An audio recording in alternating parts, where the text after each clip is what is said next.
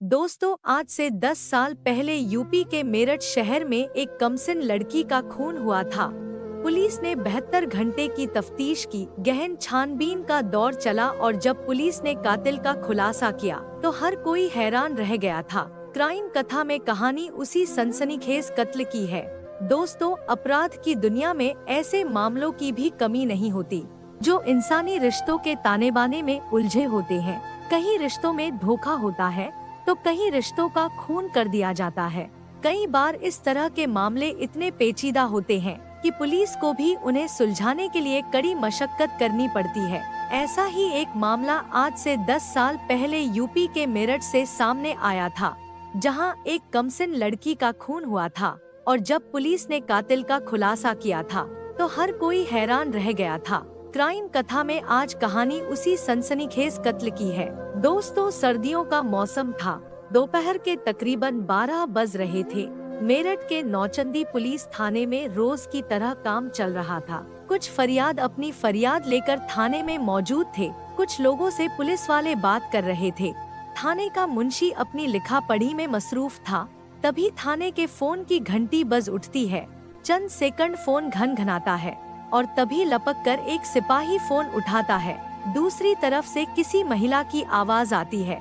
वो थाने के सिपाही को अपना परिचय देने के बाद बताती है कि अस्पताल में एक लड़की को संदिग्ध अवस्था में मृत लाया गया है। आप आकर छानबीन कर सकते हैं, लाश मोर्चरी में है। ये सुनते ही सिपाही फोन रखता है और थाना प्रभारी को दौड़कर इस बात की जानकारी देता है। इसके बाद बिना देर किए पुलिस की टीम अस्पताल की तरफ रवाना हो जाती है। महज 15 से 20 मिनट में पुलिस अस्पताल पहुंचती है। पहले पुलिस अस्पताल की इमरजेंसी में जाती है, जहां से पुलिस थाने में कॉल की गई थी। फिर पुलिस की टीम मोर्चरी पहुंचती है, जहां पुलिस के सामने थे एक लड़की की लाश, जिसकी उम्र करीब 23 साल थी। लड़की का नाम प्रीति था। वो मेरठ के शास्त्री नगर की रहने वाली थी। पुलिस सबसे पहले लाश का मुआयना करने वाले डॉक्टरों से बात करती है। अस्पताल में उस वक्त ड्यूटी पर तैनात डॉक्टर पुलिस को बताते हैं कि ऐसा लग रहा है कि लड़की का कत्ल उसका मुंह दबाकर किया गया है। बाकी पूरी जानकारी पोस्टमार्टम के बाद ही मिलेगी। पुलिस वाले भी लाश को अच्छी तरह से देखते हैं और पंचनामे की कार्रवाई के फौरन बाद लाश को पोस्टमार्टम के लिए भिजवा देते हैं। इसके बाद पुलिस लड़की के बारे में और जानकारी जुटाती है। छानबीन शुरू करते ही पुलिस को पता चलता है कि उसकी लाश उसी के घर के बाथरूम में मिली थी। उसका सिर एक पानी से भरे प्लास्टिक टब में डूबा हुआ था। ये जानकारी मिलने के बाद पुलिस की टीम 23 साल की प्रीति के घर पहुंचती है। वहां मीडिया वाले भी पुलिस के पीछे पीछे आ जाते हैं। वहां पुलिस को पता चलता है कि प्रीति एम.कॉम की छात्रा थी। साथ ही वो यूपीएससी की तैयारी भी कर रही थी। सबसे पहले नेहा ने देखी थी प्रीति की लाश। इसके बाद पुलिस पता करती है कि लाश को सबसे पहले किसने देखा था, तो पता चलता है कि लाश सबसे पहले प्रीति की बहन नेहा ने देखी थी। इसके बाद उसने प्रीति के दोस्त शाकिब को फोन किया था। तब तक घर में केवल प्रीति की मां और बहन नेहा मौजूद थी। शाकिब फोन पर नेहा की कॉल आने के बाद उनके घर पहुंचा था। फिर उन लोगों ने लाश को अस्पताल पहुंचाया था। पुलिस को शास्त्री नगर में मौजूद उनके घर में पिता भीम सिंह मिलते हैं। भीम सिंह ओएनजीसी में इंजीनियर थे। उनकी तैनाती उस वक्त अहमदाबाद में थी, लेकिन वो छुट्टी पर अपने घर आए हुए थे। मृतका प्रीति उनकी छोटी बेटी थी, जबकि बड़ी बेटा नेहा शादीशुदा थी, मगर वो भी उस वक्त वहाँ मौजूद थी। भीम सिंह उस दिन पुलिस की मौजूदगी में मीडिया को बयान देते हुए बताते हैं कि बाथरूम के हालात देखकर ऐसा लग रहा था कि उनकी बेटी अपने कमरे के बाथरूम में किसी हादसे का शिकार हो गई है। वो पुलिस को भी अपना यही बयान दर्ज कराते हैं। घर में छानबीन करती है पुलिस। इस दौरान पुलिस प्रीति के कमरे ही नहीं बल्कि उनके पूरे घर की छानबीन करती है। बाथरूम से सुराग और सबूत जुटाने की कवायद की जाती है। फोरेंसिक टीम के लोगों की मदद भी ली जाती है, मगर वहां से पुलिस को ना तो कोई सुराग मिलता और ना ही सबूत।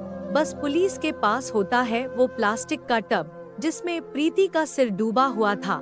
कुल मिलाकर पुलिस को पता चलता है कि घटना के वक्त 3 और ठीक उसके बाद घर में 4 लोग मौजूद थे।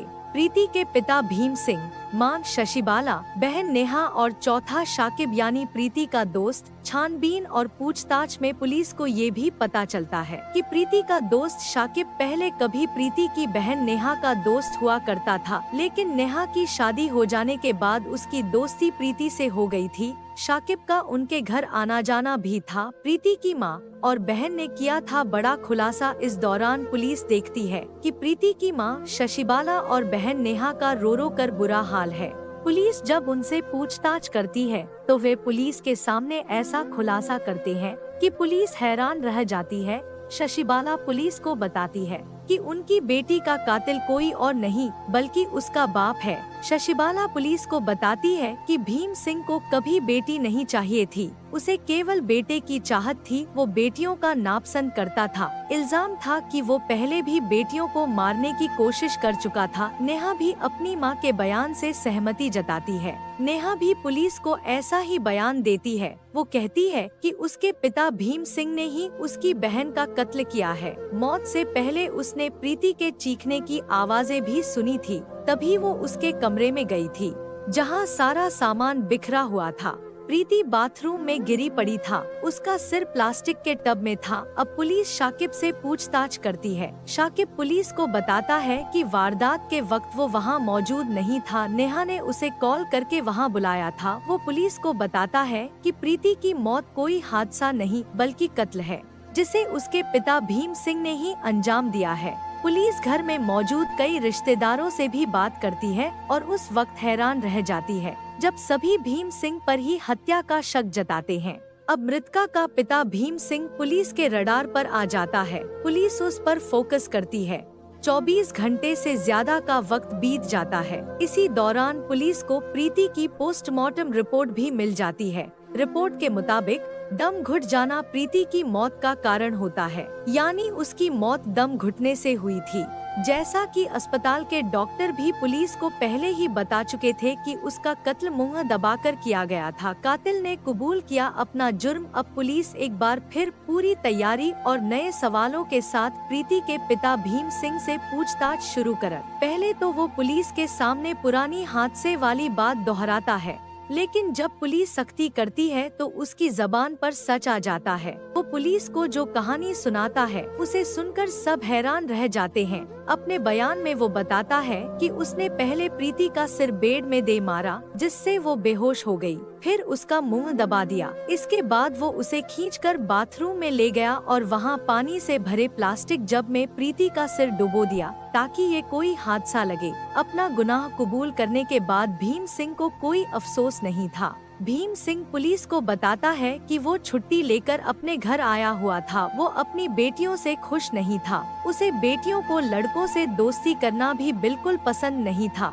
यही वजह थी कि वो शाकिब को भी पसंद नहीं करता था, लेकिन उसका उनके घर में आना जाना था। उसे ये बात बहुत अखरती थी।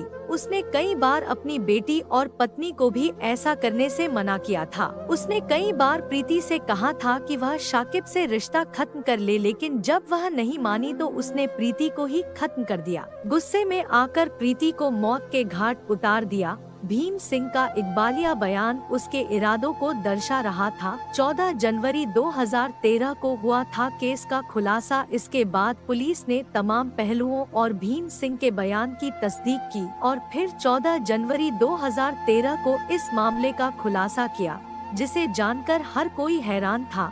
आरोपी भीम सिंह को अदालत में पेश किया गया, जहां से उसे जेल भेज दिया गया।